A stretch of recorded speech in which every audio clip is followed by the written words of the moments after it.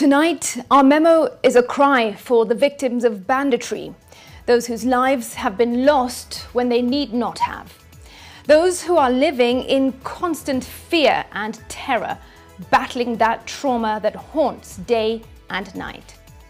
All this as the government's stern pronouncements, heavy deployment, including no less than the military, appears to be falling short of their promise.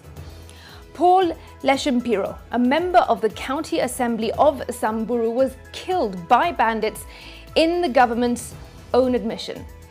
The fallen legislator had raised alarm while at the funeral of a victim of banditry on a day when another bandit killing happened.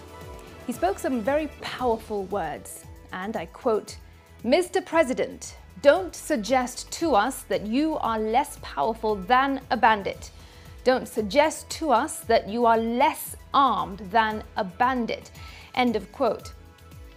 The president and his high-ranking officials have openly stated that the banditry menace is actually an enterprise fueled and funded by individuals whose networks and operations you promised to halt and dismantle.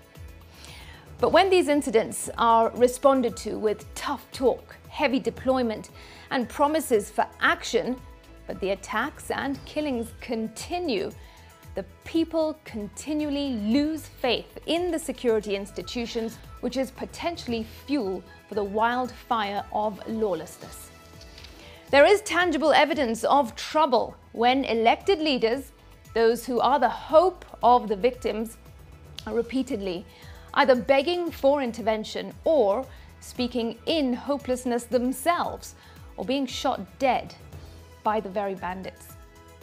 In August last year, the head of state said, and I quote, "If you are a bandit, you have three options: to flee this country, to be jailed, or death. Cattle rustling is primitive, backward, and stupid." End of quote. But not even the famous Mambo Matatu statement come threat from the commander-in-chief of the defense forces fazed the bandits. Now, when citizens begin to lose faith in their government, and more so the security apparatus, it is a very concerning situation.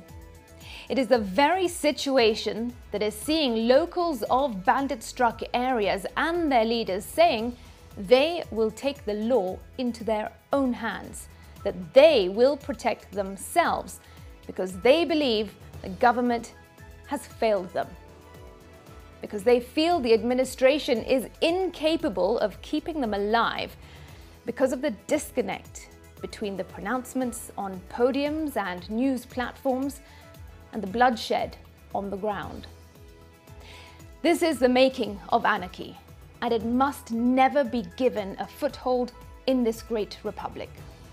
The question that many desire an answer to is, after all these attacks on people, lives, livelihoods, and the law, followed by promises to end this madness and firmly deal with the perpetrators who are known, why is it not happening? Are there, quote, invisible hands that have some control over the situation, making it impossible for the government to tame the criminals? Are there people in government who are shielding the masterminds and implementers of this senseless criminality? Do the interests of a few powerful, wealthy, and connected people override the interests of the vulnerable and innocent, whose blood is being shed? Someone needs to make it make sense to Kenyans, and more so those in the bandit-prone areas. These needless assaults on humanity need to come to an end. And if for anyone, for the women who have been widowed, those who have lost the fruit of their wombs, the children who have been orphaned to the barrels of guns, the men who have borne the unnerving experience of burying their children. This needs to stop. The government needs to fulfill its promise and make it happen. That is the memo.